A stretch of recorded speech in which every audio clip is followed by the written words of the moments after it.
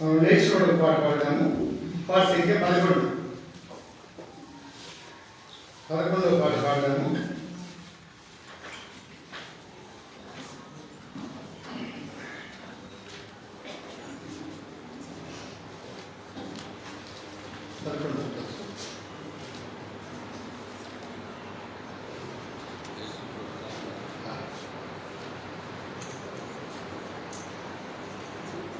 यीशु प्रभु का पहनाको आसिया स्तुतिंచెదన్ యేసు గొర్రె పిల్లను పోయెదను తన వెంట పచ్చిక కర్తను మచ్చికతో నడుపును స్వచ్ఛ జలము చెంత నిల్చును విశ్రాంతి పచ్చిక పట్టకు మచ్చికతో నడుపును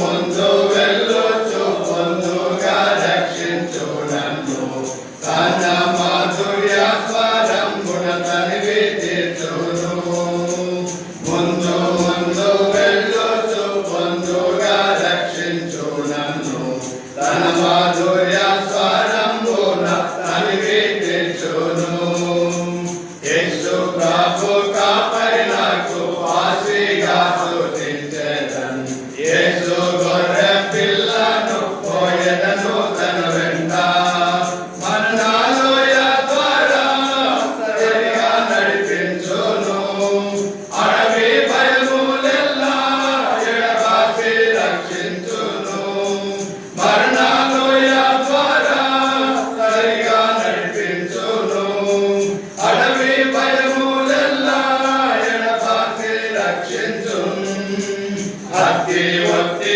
కట్టి గాయాలెంతో ఆదరించును వింతకు ఆయన ప్రేమ సేవలు సంతోషించును అతి ఒత్తి కట్టి గాయాలెంతో ఆదరించును వింతకు ఆయన ప్రేమ సేవలు సంతోషించును యేసు ప్రభు కాపరి నాకు ఆశగా స్తుతించెదన్ యేసు గొర్రె పిల్లను పోయెదను తన వెంట శత్రుల ఆహారం సంసిద్ధం చేయును నా గిన్నె నిండించి కొల్లి పారచేసి శత్రుల మందాహారం సంసిద్ధం చేయును నా గిన్నె నిండించి కొల్లి పారచేయును కడిగి శుద్ధి చేసి ఆత్మదానమిచ్చెను వడిగా ఆయన సాయమున ప్రేమున వెళ్ళెదను కడిగి శుద్ధి చేసి ఆత్మదానమిచ్చెను వడిగా ఆయన సాయమున ప్రేమున వెళ్ళెదను యేసు ప్రభు కాపరి నాకు ఆశగా స్తుతించెదన్ యేసు గొర్రె పిల్లను పోయెదను తన వెంట యేసు ప్రభు కాపరి నాకు ఆశగా స్తుతించెదన్ యేసు గొర్రె పిల్లను పోయెదను తన వెంట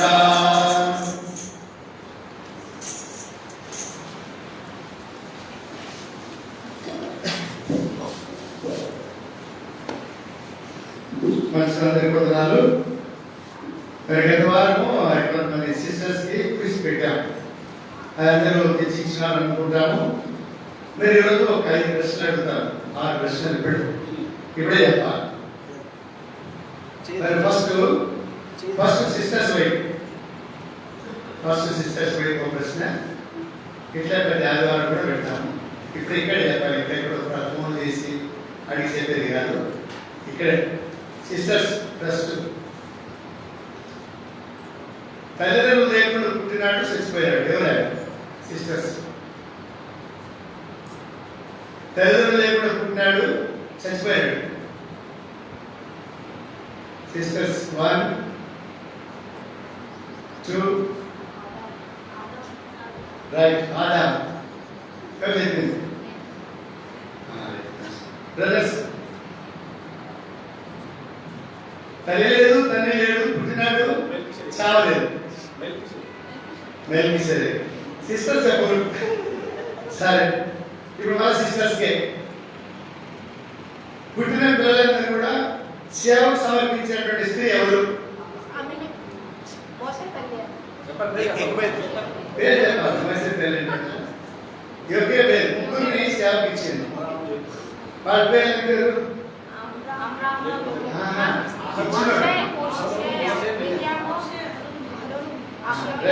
బ్రదర్స్ వైపు పుట్టిన పిల్లలందరూ కూడా దేశ సేవకు ఇచ్చేసినటువంటి వాళ్ళు ఎవరు? బ్రదర్స్ వైపు ఎవరైనా చేతులు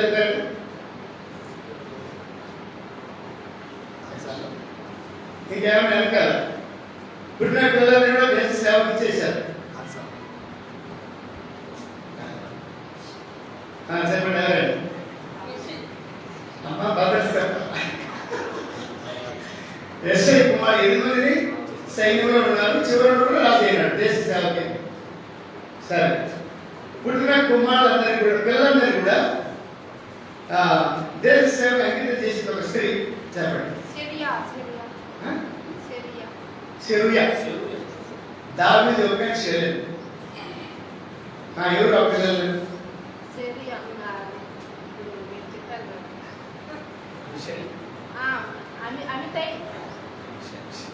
యోవాబు, అబీషై, అషాహేల్. హుషారు ఉండాలి. మనం వచ్చేవారం 5 ప్రశ్నలు వచ్చేవారము. లూకాస్ వార్త చదువుకోండి. అందులో ఇట్లనే ఒక 6 ప్రశ్నలు, 3 ఇక్కడ 3 ఇక్కడ. లూకాస్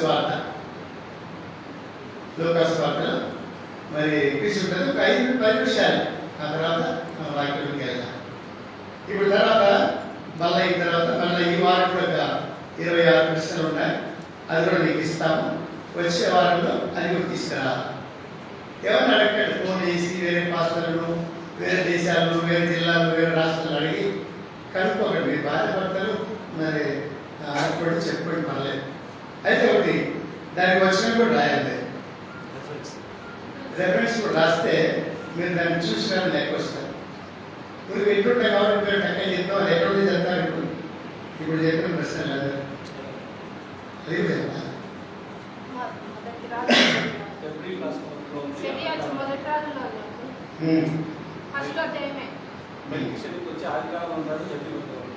ఫిబ్రవరి 7 ఉంది. అబ్రాహాము యుద్ధం చేసినప్పుడు ఉంది. సరే, ఇంకో ప్రశ్న అందరూ ఎవరైనా సరే పుట్టారు కానీ చావలేదు. పుట్టారు కానీ చావలేదు. ఒక్కళ్ళు చెప్పారు. ఇంకోటి దేవాన్ని తలపెట్టిస్తున్నారు. ఏలియా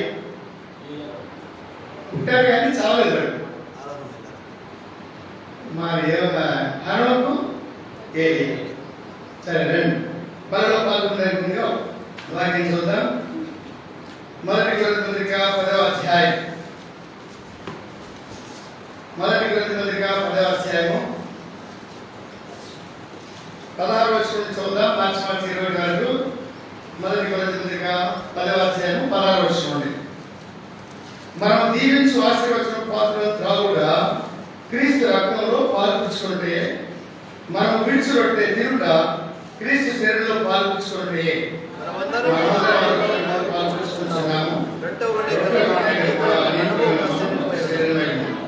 శరీర ప్రకారం విశ్రాంతి బలి అర్పించిన వాటిని తినవారు బలిపీఠంతో పాల్వారు ద్వారా నేను చెప్పినది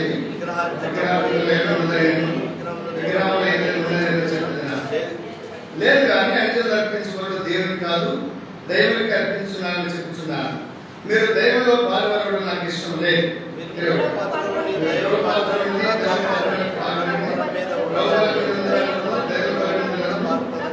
వారు పొందలేరు. జకర్యా గ్రంథము 2వ అధ్యాయం.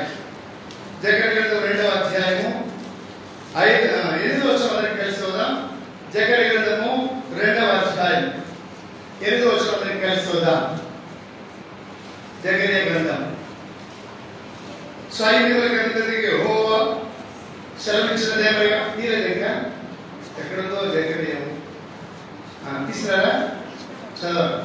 సైన్యములకు అధిపతికి యెహోవా సెలవిచ్చినదేమనగా, మిమ్మల్ని పుట్టినవాడు తన కనుకుడు ఉన్నవాడని చేసి తనకు గర్భం తెచ్చుకోదలిచి మిమ్మల్ని చూసుకుని అన్ని జగత్తుకు ఆయన నన్ను పంపి ఉన్నాడు. ప్రార్థన చేస్తాం.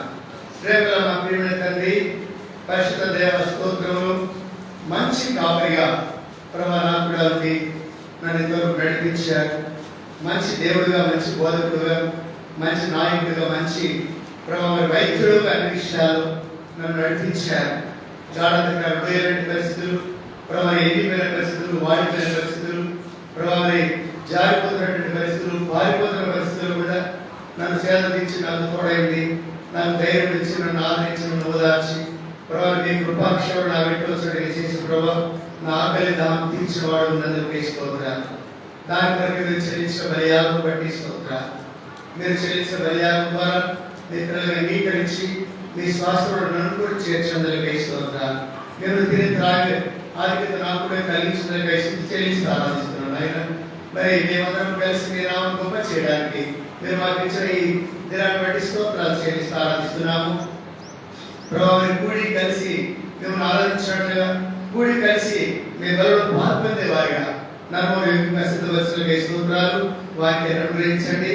మరి మమ్మల్ని ఉంటేవాడు మీ కనుగుడు పట్టినటువంటి వారితో సమానంగా ఎంచి మమ్మల్ని కనపరిచినటువంటి దేవుడు. ప్రభావం మా శత్రువు మీద మాకు విజయం ఇచ్చినటువంటి దేవుడు. శత్రువు మా ఎదురు లేకుండా పాల్గొనటువంటి దేవ స్తోత్రం చెల్లిస్తూ ఆరాధిస్తున్నాం. ఈ లోకంలో మాకు ఎంతో మంది శత్రువులు, మా శరీరం శత్రువు, మా బంధువులు, మా ఇరుగు వారి శత్రువులు. వాటి మీద విజయం పొందాలంటే ఆశీర్వదించబడినటువంటి వారంగా ఉండాలి. ఆశీర్వదించబడినటువంటి పాత్రలో పాల్గొందాలి. ఆశీర్వదకరంగా మేము ఉండాలి. అటువంటి మాకు సహాయం చేయాలి. మనం చెల్లిస్తూ ఆరాధిస్తూ యేసు ప్రభు నామమున స్తుతించి ప్రార్థించి వేడుకొనుచున్నాం తండ్రి. ఆమేన్.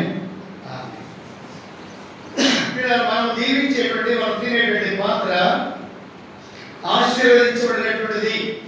కనుక ఆశీర్వదించబడినటువంటి పాత్ర ఎవరికి? ఆశీర్వదించబడినటువంటి వారికే. ఎవరు ఆశీర్వదించబడినటువంటి వారు? ఎవరు ఆశీర్వదించబడినటువంటి వారు అంటే మరి ఎవరైతే తన రక్తం చేత కడగబడి, తన పిల్లగా చేయబడి, తన స్వాస్థ్యంగా చేయబడి, తన మార్గంలో నడుచు, తన కొరకు శాశ్వతంగా వెలుగు సంబంధంగా జీవించి వారు ఉంటున్నారో, యథార్థపరులుగా ఉంటున్నారో, నీతిని అనుసరించి నడుచుకునేటువంటి వారుగా ఉన్నారో, అలాంటి వారు ఆశీర్వదించబడేటువంటి వారు. ఊరికి ఆశీర్వాదాలు వస్తాయా? క్రీడలో ఆశీర్వాదం, మందిరంలో ఆశీర్వాదం కావాలి, లోకంలో ఆశీర్వాదం కావాలి. ఇలాంటి మరి ఆశీర్వాదం రెండు రకాలుగా మనం పొందలేం. దేవుడు ఆశీర్వదిస్తాడు, భూ సంబంధిగా ఆశీర్వదిస్తాడు, పర సంబంధిగా ఆశీర్వదిస్తాడు. అయితే ప్రభుకి ఇష్టమైనటువంటి వారికి మనం ఎప్పుడైతే జీవించడానికి తీర్మానం చేసుకుంటామో ఆ తీర్మానం బట్టి మనము ఆశీర్వదించబడే వారు ఉంటాం. కానీ ఉదయం మధ్యాహ్న కాల సమయంలో ఆశీర్వదించబడేటువంటి పాత్రలు త్రాగేటువంటి మనకు దేవుడు ఎల్లప్పుడూ తోడై ఉండేటువంటి వాడిగా ఉంటాడు. మనను కాపాడుతున్నటువంటి వాడిగా ఉంటాడు. అది మాత్రం కాదు, మనను భద్రపరిచేవాడు ఉంటాడు. మనకు కాపాడుతూ మనను తప్పించేవాడు ఉంటాడు. ప్రతి కీడు నుండి, నష్టం నుండి, శత్రువు బారి నుండి, శోధన నుండి, బలహీనత నుండి, ప్రమాదం నుండి, అనారోగ్య పరిస్థితుల నుండి కూడా తప్పించేవాడు ఉంటాడు. పడిపోయినప్పుడు లేవనెత్తేవాడు ఉంటాడు, ఆదరించేవాడు ఉంటాడు, ధైర్యపరిచేవాడు ఉంటాడు. నీ దుఃఖంలో నీకు కన్నీరు తుడిచేవాడుగా ఉంటాడు. నీ కాపరిగా ఉండి నీ ఆకలి దాహం తీర్చేవాడు ఉంటాడు. వినారా, ఈ మధ్యలో అట్టి ప్రభువును మనము కలిగిన వారిగా ఉన్నాం. అట్టి క్షేమకరమైనటువంటి స్థలంలో మనము చేర్చబడినటువంటి వారిగా ఉన్నాం. వినారా, మనకు నెమ్మది ఎక్కడ దొరుకుతుందంటే దేవుని మందిరంలోనే. ఎక్కడ ఆదరణ దొరుకుతుందంటే దేవుని మందిరంలోనే, దేవుని సన్నిధిలోనే.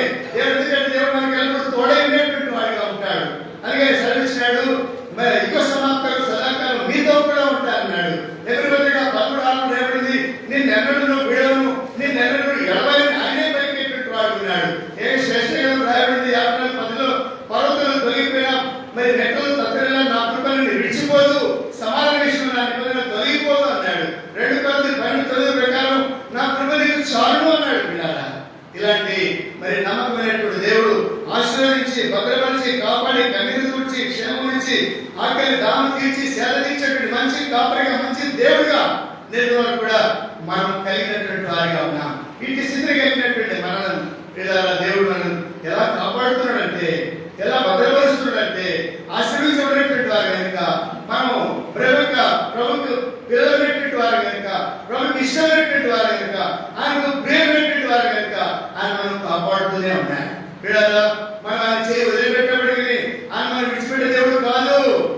మరి మొదట్లో 8:50 వచ్చి రాబడింది.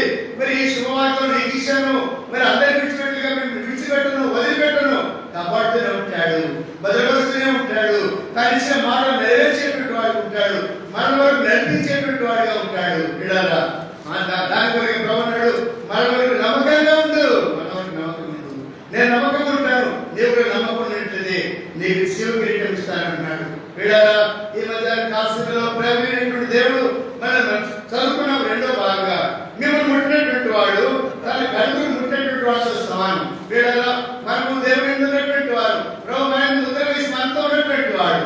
మనం ఎవరైనా ముట్టినాడంటే మనల్ని కాదు ముట్టేది. అందుకనే మరి అపొస్తలుల కార్యం 9వ అధ్యాయంలో మరి సౌలు కింద పడినప్పుడు సౌలా సౌలా నన్ను ఎందుకు హింసించున్నావని ప్రభు అడిగినప్పుడు నేను ఎవడో ప్రభు అన్నాడు. అంటే ఆయనకు అర్థమైపోయింది, నేను హింసించేది దేవుని ప్రజలు, మరి మామూలు ప్రజలు కాదు, ఆయన నమ్ముకున్నటువంటి దేవుని హింసిస్తున్నాన్ని ఎరిగిన వాడైనటువంటి వాడు. కనుక వీళ్ళ మనల్ని ముట్టినటువంటి వాడు దేవుని కలుగుడు ముట్టినటువంటి వాడితో సమానమైనటువంటి విషయాన్ని మనం గుర్తించేవారు ఉండాలి. సామాన్యమైనటువంటి వారు కాదు, మనము ఆయన రక్తం చేత కడగబడినటువంటి వారు, పరలోక రాజ్య వారసత్వం కలిగినటువంటి వారు ఉండాలా. ఈ మధ్య కాలంలో మనల్ని ముట్టినటువంటి వాడు ఆయన కలుగుడు ముట్టినటువంటి వాడితో సమానం. మునిగివాడు కావాలి, ఎదురు తండగలడా, బ్రతకగలడా? ఆ ప్రభు సర్వశక్తి గలవాడు, మహిమగలిగినటువంటి దేవుడు, పౌరుషంగా దేవుడు, రోషంగా దేవుడు, సమస్తానికి ఆధారమైనటువంటి ఆ దేవునికి వ్యతిరేకంగా తనగలమా? మరి మనల్ని ముట్టినటువంటి వాడు మనలోని ప్రభు యొక్క కనుగుడు ముట్టినటువంటి వాడితో సమానమని ప్రభు మరి మనకు భరోసా ఇచ్చేవాడు ఉన్నాడు. ఈ మధ్యాహ్న మనం ముట్టినటువంటి వాడు తన కనుగుడు ముట్టినటువంటి వాడితో సమానమైన అలాగే ఇచ్చి మనకు ఘనతనివ్వడానికి ఇష్టపడుతున్నాడు. ఈ లోపల మనం ఎవరైనా ముట్టినట్టయితే, ఎవరైనా తప్పు చేసినట్టయితే, ఎవరైనా కీడు చేసినట్టయితే దాంట్లో మనకు ఘనత ఇచ్చేటువంటి వాడిగా ఉన్నాడు. కీడు జరుగుతుంది, నష్టం జరుగుతుంది, బాధ జరుగుతుంది, అయితే వాటిలో నుండి కూడా మనకు ఘనతను, హెచ్చరిక స్థితిని, మరి ఖ్యాతిని, కీర్తిని మనకు అనుగ్రహించడానికి ఇష్టపడుతున్నాడు. ఏ మధ్యాహ్నం కాదు మొట్టమొదటిగా మరి ఆదికాండము 37వ అధ్యాయంలో మనకు తెలిసినటువంటి సంగతులే. 37వ అధ్యాయము మరి ఇక్కడ చూసినట్టయితే యోసేపు గురించి మనం చూడగలము. మరి యోసేపును మరి ఎంతో ద్వేషించారు, పగబట్టారు, మరింత పగబట్టారు, మరి ఆయనకు అసూయపడుతూ వచ్చారు. అన్నలైనటువంటి వారు మరి అన్నలను ప్రేమించి వారి కొరకై క్షేమ సమాచారం కొరకై వెళుతున్నాడు. వారికి కావాల్సినటువంటి అన్న వస్త్రములు తీసుకుని వెళుతున్నాడు, వారికి కావాల్సినటువంటి మంచి పదార్థాలు తీసుకుని వెళుతున్నాడు. అలాంటి తన తమ్ముడిని ద్వేషించినటువంటి వారు ఉన్నారు, అసూయపడినటువంటి వారు ఉన్నారు. రాగానే వాళ్ళ దగ్గర వస్తువులు తీసుకొని అన్ని కొట్టినటువంటి వారుగా కూడా ఉన్నారు. పిడారా మరి ఆ యోసేపుకు దేవుడు తోడై ఉన్నటువంటి సత్యాన్ని వాడు గుర్తించలేదు. అరే మనము హింసించేది, అవమానపరిచేది మన తమ్ముడి కాదు, మన తమ్ముడిని నమ్ముకున్నటువంటి దేవుని మనం తట్టుకుంటున్నటువంటి సత్యాన్ని వారు గుర్తించలేకపోయినటువంటి వారిగా ఉన్నారు. దేవుడు తోడై ఉన్నాడనేటువంటి సత్యాన్ని వారు గుర్తించలేకపోయినారు. కనుక వీళ్ళని మధ్యాహ్న కాలంలో మిమ్మల్ని ముట్టినటువంటి వాడు ఆయన కలుగుడు ముట్టినటువంటి వాడితో సమానం. యోసేపును మరి కీడు చేశారు, నష్టపరిచారు, అమ్మివేశారు, ఇక పగ తీర్చుకున్నారు. వీళ్ళారా నీ మీద నా మీద పగ తీర్చుకున్న వారు లేకపోలేదు లోకంలో. అలాంటి వారికి దేవుడు హెచ్చరిక చేస్తున్నాడు. మిమ్మల్ని ఎవరైనా పగ తీర్చుకోవాలంటే మిమ్మల్ని దీంట్లో కాదు పగ తీర్చుకునేది, దేవుడి మీద పగ తీర్చుకుంటాడు. దేవుడి మీద పగ తీర్చుకోగలరా ఎవరైనా? పిడారా దేవుడికి వ్యతిరేకంగా ఎవరైనా పోరాడి గెలవగలరా? అందుకే రాబడింది, మీకు విరోధంగా వినిపించబడి యాజకుడు అభ్యర్థులు రాబడింది, ఆయన వ్యతిరేకంగా చేయబడి ఆలోచించబడి నిలవలేదు రాబడింది, 125 కీర్తనలు రాబడింది. మరి నీతి మంత్రులు స్వాస్థ్యం మీద భక్తులు రాజ్యాన్ని నిలవలేదు రాబడింది. అద్భుతంగా ఆలోచన బలమైనటువంటి దేవుడు, నిత్యుడు తండ్రి, సమాధానం ఎప్పుడైనటువంటి దేవుడు, శాతాన్ని శీఘ్రంగా మన కాళ్ళని చెత్తెక్కించినటువంటి దేవుడు మనకి ఎవరైనా ఎదురు తనగలడా? మనకు ఎదురు తన్నుతున్నటువంటి మన కాదు, మనం మనలోటువంటి దేవుని ఎదురు తన్నుతున్నటువంటి సత్యాన్ని మనం గుర్తించాలి. ఒకటే వచ్చింది, నిన్ను ముట్టినటువంటి వాడు నా కలుగున్నటువంటి వాడు సమానమని. యోసేపును ముట్టారు, యోసేపును హింసించారు, అవమానపరిచారు, హీనపరిచారు, సంపాదన చేశారు, తరివేశారు, అమ్మేశారు, కనబడకుండా నీ మీద వెంగడైపోయింది అన్నారు. అయితే ఒకటే వచ్చింది, ఆయన కాదు ద్వేషించింది, ఆయన కాదు తృణీకరించింది, యోసేపు కాదు కొట్టింది, యోసేపు కాదు అమ్మివేసింది, యోసేపు కాదు గుంటలు పడేసింది. ఒక దినం వచ్చింది, సింహాసనం కూర్చున్నాడు యోసేపు. ఆయన తనకు ఘనత తెచ్చుకోవడం కొరకై మిమ్మల్ని ముట్టాడా? అలాంటి వారు నన్ను ముట్టినటువంటి అవసరమైన నన్ను ఎవరైతే మిమ్మల్ని ఎవరైతే ముడుతున్నాడో ఒక దినం వారికి తీర్పు తీస్తానని సెలవిచ్చాడు. కానీ బిడ్డారా, మనకు వదిలిన ఆ యోసేపు వదిలిన ఘనత వచ్చింది. మరి ఐగుప్తు దేశానికి ప్రధానిగా ఉన్నాడు, ఫరోకు తండ్రిగా ఉన్నాడు. ఇది మరి ఎక్కడున్నటువంటి మరి ఐగుప్తు దేశం కూడా ప్రముఖ ఏలికగా ఉన్నాడు. ఒక దినం రానే వచ్చింది, కన్నడ దేశంలో కరువు వచ్చింది. అక్కడి నుంచి వారు వెళ్ళారు. ఆయన దగ్గర సాగిలు పడ్డారు.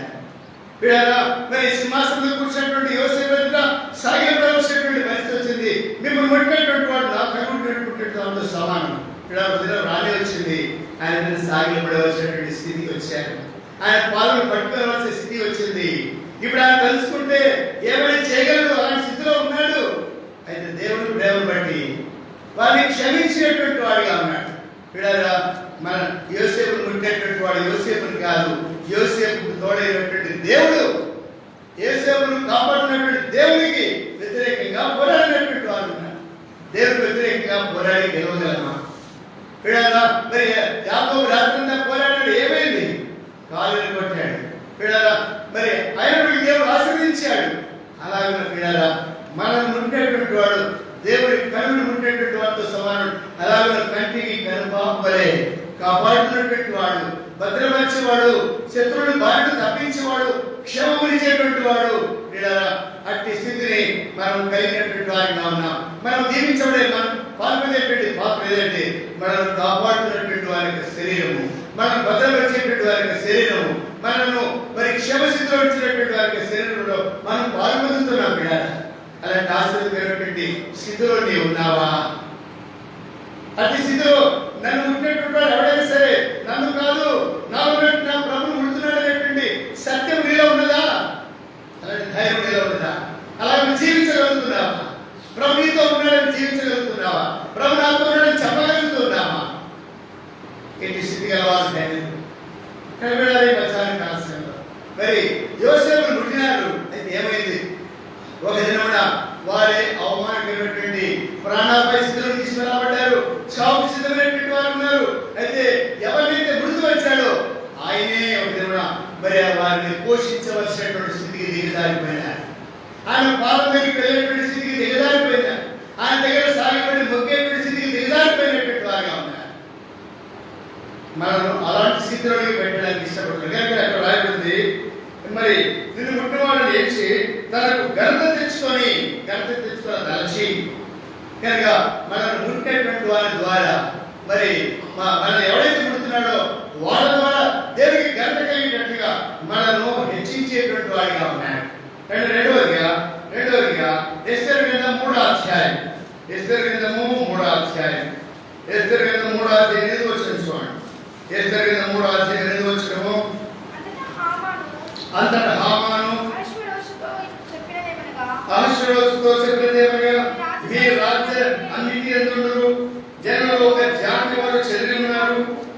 వారి విధులు సకల జనుల విధులకు వేరుగా ఉన్నవి. వారు రాజు కలిగిన వారు కారు, కాబట్టి వారి ఉండవలసిన రాజు ప్రయోజనం కాదు. ఇక్కడ మొర్దెకై ఎస్తేరు అనేటువంటి వారు ఆ సామ్రాజ్యంలో బానిసలు ఉన్నారు. ఈ మొదలైనటువంటి వాడు సింహాసనం రాజు యొక్క గుమ్మం దగ్గర కాపలా కాస్తూ ఏదో చిన్న ఉద్యోగం చేసుకుంటూ బ్రతుకుతున్నాడు. ఏదో ఒక చిన్న ఉద్యోగం కావచ్చు, పెద్ద ఉద్యోగం కావచ్చు. మన బ్రతుకు కొరకే మరి ఊడ్చే పని చేయొచ్చు, మరి ఏదో ఇంకా తక్కువ పని చేయొచ్చు. కానీ నీవు నిజంగా యేసుక్రీస్తు యొక్క రక్తంతో కలబడితే దేవుడు నీకు తోడై ఉంటాడు. అందులో కూడా నేను ఘనపరిచేటువంటి వాడిగా ఉంటాడు. ఆ స్థితిలో కూడా బిడ్డారా, మరి మొర్దెకై మరి అక్కడ రాజు గుమ్మం దగ్గర కాచుకునేటువంటి వాడిగా ఉన్నాడు, కాపలా ఉన్నాడు. అయినా ఎలాంటి సాక్ష్యం కలిగి ఉన్నాడు చూడండి. ఏమని చెప్తున్నాడు? హామాను దుష్టుడైనటువంటి హామాను ఏం చెప్తున్నాడంటే, వారి విధులు సకల జనుల విధులకు వేరుగా ఉన్నాయి. వేరుగా జీవిస్తున్నామా? లోకానికి వేరుగా ఉన్నామా? పాపానికి వేరుగా ఉన్నామా? శరీర కోరికలకు, శరీర ఆశలకు, లోకానికి, పాపానికి, శరీరానికి దూరంగా ఉన్నామా? మనం ప్రత్యేకమైన జీవితాన్ని కలిగి ఉన్నామా? అబద్ధములకు, పాపములకు, మొదటి పేతురుగా 2వ అధ్యాయం 1వ వచనం రాబడినట్టుగా వాటన్నిటిని విసర్జించి ఉన్నామా? మరి రెండోది మూడో అధ్యాయం మొదటి రోజు నుంచి మూడో రోజు రాబడిగా అంత్యదినంలో వచ్చేటువంటి అపాయకమైన దినంలో వచ్చేటువంటి దానికి దూరంగా ఉన్నామా? మరి మార్క్స్ వార్త 7వ అధ్యాయం 20-22 ప్రకారం ఉదయం వాటికి దూరంగా ఉన్నామా? గలతీ పత్రిక మరి 5వ అధ్యాయం 21 వచ్చిన ప్రకారం వారి ఆత్మ మనల్ని భరించేటువంటి వారిగా మనం ఉన్నామా? సకల విధులకు వేరుగా ఉండాలి. అలాంటి వేరేటువంటి జీవితం మనకి 2వ పత్రిక 6వ అధ్యాయం రాయబడింది. వారు ప్రత్యేకమైనటువంటి వారిగా ఉన్నారు. వారికి నేను దేవుడు ఇస్తాను, వారు నాకు ప్రజలైందురు, వారు నా కుమార్తె ఉంటారు, నేను వారికి తండ్రినే ఉందును. ఎప్పుడుంటాడు? ప్రత్యేకంగా ఉండాలి. పరిశుద్ధాన్ని కాపాడుకోవాలి. మన విధిలో ప్రత్యేకం ఉండాలి. మన మాటలు, మన తలంపులు, మన ప్రవర్తన, మన అందరూ ప్రత్యేకం ఉండాలి. మనం చూసినప్పుడు ప్రత్యేకమైనటువంటి జీవితం. ఈ మొదటికై ఓ ప్రత్యేకమైనటువంటి మరి జీవితాన్ని కలిగి ఉన్నాడు. అంత మాత్రం కాదు, వారు రాజు కార్యాలు గైకొని వారు కాదు. రాజు కార్యాలు గైకోవడం ఏంటి అంటే రాజు సాగిపడాలి, మరి విగ్రహాత్మకమైనటువంటి తినాలి, ఇలాంటి రాజు ఆజ్ఞలు. అయితే రాజాజ్ఞలు ధిక్కరించి దేవుడు మాత్రమే సాగిపడాలి. అందుకే అక్కడ రాకపోతే 4వ చివరి భాగంలో ఏమైనా నేను యూదుడు కనుక పని చేయగలను. ఎందుకు? ప్రతి వాడు కూడా హామాను సాగిపడుతున్నారు. దేవుడికే సాగిపడమని ధర్మశాస్త్రంలో మొట్టమొదటి ఆజ్ఞను దేవుడు మోషే ద్వారా తన ప్రజలకు ఇశ్రాయేలుకి ఇచ్చాడు. ఆజ్ఞను తూచా తప్పకుండా నెరవేర్చుకోవడం మొదటికాయ పిల్లల మధ్యాహ్నకాలంలో మరి ఆశ్రయించబడేటువంటి పాత్రను త్రాగేటువంటి నేను మనం ప్రత్యేకమైనటువంటి జీవితాన్ని కలిగి ఉన్నామా? మన విధులు, మన క్రియలు ఇక్కడ ఉన్నప్పుడే కాలంతో భక్తిగా మనం కూర్చోవడం, మనం బయటికి వెళ్ళిన తర్వాత మన సమాజంలో మనం పనిచేసే స్థలంలో, వ్యాపార స్థలంలో, ఉద్యోగ స్థలంలో, చదువుకునే స్థలంలో ప్రత్యేకతను కనపరుచుకుంటున్నామా? ప్రత్యేకంగా ఉన్నామా? ఇలాంటి ప్రత్యేకతను కలిగి ఉన్నప్పుడే మనము మరి దేవుడికి ఇష్టమైనటువంటి వారంగా ఉంటాం. మనం ఉంటున్నటువంటి వాడు మనం కాదు, మనం దేవుడు ఉంటున్నటువంటి వారితో సమానము. మరి ఆ విధంగా ప్రత్యేకమైనటువంటి విధులు కలవారు. తర్వాత వారిని ఉండనిచ్చిన ప్రయోజనం కాదంట. ఇలాంటి దుష్టుడైనటువంటి హామాన్ మరి ఈ మొదటి కీడు చేయాలని తలపు పెట్టుకున్నాడు. ఎట్లయినా సరే డబ్బిచ్చి లంచమిచ్చి రాజుకి లంచమిచ్చి గజానికి డబ్బిచ్చి వెండిచ్చి ఒక తాకిదును రాయించాడు. దేని కొరకు? ఈ యూదులైనటువంటి వాడు ఎవరైనా ఉండడానికి వీలు లేదు. ఎందుకు? మంచిగా వెళ్తే చాలా మంది మరి దేవుడు నమ్ముకున్నాడు అని అంటే దేవుడు నమ్ముకోలేదు. మరి నమ్ముకున్నందుకు చాలా బాధపడతారు. మరి అంతకుముందు తాగి రోడ్ల మీద పడిపోయి తిరిగి భార్య కొట్టి పిల్లలు ఎలగొట్టి కుటుంబాన్ని కూడా పోషించలేనటువంటి దౌర్భాగ్య స్థితిలో ఉంటే, వాడు తాగుడు మానిపోయిన భార్య పిల్లలతో సక్రమంగా ఉంటే వాడు దేవుడు నమ్ముకున్నాడు. అయితే ఏమైంది అంటే తాగి చెడిపోవడం బాగుంటుందా? లోకం అట్లాంటిది. మరి వారి విధులు ప్రత్యేకమైనటువంటి దేవుడు నమ్ముకుంటే అలాంటి మరి మాటలు వస్తాయి. కానీ ఇక్కడ హామాను మరి ఆయన మొక్కలేదని ఇలాంటి దుర్మార్గం శాస్త్రాన్ని తీసుకొని వచ్చాడు. ఆ శాస్త్రము డబ్బిచ్చి మరి ఆ శాస్త్రాన్ని ముద్ర వేయించాడు. ఒక దినం రాని వచ్చింది. ఆ శాస్త్రాన్ని రద్దుపరిచేటువంటి దినం దేవుడు ఏర్పాటు చేసుకుని వచ్చాడు. చూడండి మరి 6వ అధ్యాయము మరి 6వ అధ్యాయం 6వ వచనం చూడండి. 6వ అధ్యాయం 6వ వచనంలో రాజు కనపరచని అపేక్షించువానికి ఏం చేయవాలని రాజు అతనగా హామాను నన్ను నాకు మరి ఎవరిని రాజు కనపరచని అపేక్షించడం తనలో తనను రాజు తింటాడు. కానీ ఒక దినం రాణి వచ్చింది. రాజు కనపరచాలని కోరినప్పని ఎవరిని కనపరచాలంటే రాజుకు క్షేమం కలగజేసిన వాడు, రాజు ప్రాణమును కాపాడినటువంటి వాడు, కాపాడాలనుకున్నాడు. మరి రాజ్యాంగంలో సైన్యాధిపతిగా హామాను రాజును చంపడానికి ప్రయత్నిస్తుంటే ఏం చేస్తున్నాడు? రాజును చంపడానికి ప్రయత్నించినప్పుడు ఏం చేశాడు? మొదటికై సామాన్యమైనటువంటి వ్యక్తి మొదటికై ఆ ఇద్దరి పేర్లను కనుక్కొని ఆ సంగతిని ఆ సమాచారాన్ని రాజుకు అందించినప్పుడు ఆ రాజును చంపడానికి ప్రయత్నించినప్పుడు వారి దిద్దం తీసి ఉరిదించారు. ఆ సమాచారాన్ని ఆ గ్రంథంలో రాయించారు. దినం రాని వచ్చింది. ఆ గ్రంథం తెరిచాడు.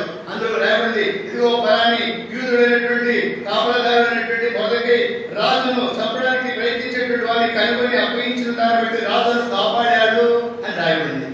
మరి దానికి ఏమన్నా మరి బహుమతి ఇచ్చారా? ఏమీ లేదు. ఇదిగో ఈ హామానుడు అడ్డుపడుతున్నాడు. ఒక దినం వచ్చింది, రాజు వచ్చింది, రాజు దాన్ని బయటికి తీశాడు. కారణం ఎవరు పెట్టుకున్నాడు? ఇప్పుడు యూదుడైనటువంటి జీవుడైనటువంటి దేవుని సేవకుడైనటువంటి దేవుని దాసుడైనటువంటి దేవుని కుమారుడిని మొదటిగా ముట్టాడు కాబట్టి సమస్తాన్ని బయటికి తీసుకొని వచ్చాడు. ఎప్పుడో జరిగింది, దాన్ని బయటికి తీసుకొచ్చాడు దేవుడే. రాజు కళ్ళు తెప్పించాడు, నిద్ర పట్టకుండా చేశాడు. ఆరాధ్యం 10 రోజులు రాబడింది. రాజుకు నిద్ర పట్టలేదు. రాజు సమాచార గ్రంథం తీసుకొచ్చారు, రాబడింది. మొదటికై ప్రత్యేకం ఉన్నాడు, వాళ్ళు అట్లాంటి ఇట్లాంటి వాళ్ళు సంపాదన వాళ్ళు ఉండకూడదని మరి నేరాలు పంపినటువంటి వాళ్ళ పరిస్థితులు కూడా అక్కడ రాబడింది. ఈ మొదటికై రాజు కీడుగా చూసినటువంటి వాడు, రాజు కంటి కల్పమని కాపాడుతున్నటువంటి వాడు, రాజు ప్రాణాలకు అడ్డకున్నటువంటి వాడు సత్యాన్ని గ్రహించాడు రాజు. అప్పుడు గుర్తించి రండి మరి రాజు కాపాడినటువంటి వారికి అతడు బహుమానం లేదు. ఎప్పుడు ఏం చేసినట్టే ఘనత అదే హామాను ఇచ్చాడు. మరే బాబు ఇట్లా రాజు గణపరచాలంటే వారికి ఎలాంటి పని చేయాలంటే ఓహో నన్నుగాకి ఇంకేముంది అనుకొని ప్రభు రాజా ఇదిగో రాజుకి గుర్రము రాజు కిరీటము అది అంతా కూడా వేసి ఊళ్ళో తిప్పాలి అని అన్నాడు. అవునా అంటే దానంతా ఎవరు చేస్తామంటే అది ఆ గుమ్మ దగ్గర ఉన్నాడే కాపాడాడే ఆయన చేయకోము వాడి గుండె బద్దలైపోయింది. ఇక నన్నే అనుకుంటాడు. ఆ మాట పలకగానే గుండె నీరైపోయింది. వాడు చచ్చినా ఉంటే బ్రతికినా ఉంటే వీళ్ళ వాడు అంతగా అతిశయించినటువంటి వాడు దుష్టుడని పేరు మరి ఈ యూదుల మీద మరి అక్రమంగా మరి నేరాలు పంపినటువంటి వాడు, అబద్ధాలు చెప్పినటువంటి వాడు, లంచం ఇచ్చి వాళ్ళ మీద మరి మరణ శాస్త్రాన్ని రాయించినటువంటి వాడు. దేవుని ముట్టుకుంటే మరి సామాన్యం అనుకుంటున్నాడు. దేవుడు ప్రజలు పుట్టే దేవుడు పుట్టినటువంటి వాడు అనేటువంటి సత్యాన్ని ఆ హామాను గుర్తించదు కనుకనే వచ్చింది రాని వచ్చింది ఒక దేవున ఆయన కొరకై మరి వాళ్ళకు మరణశాస్త్రం రాయించిన దినమునే 70 అడుగుల ఒక ఉరిపోయి తయారు చేయించాడు.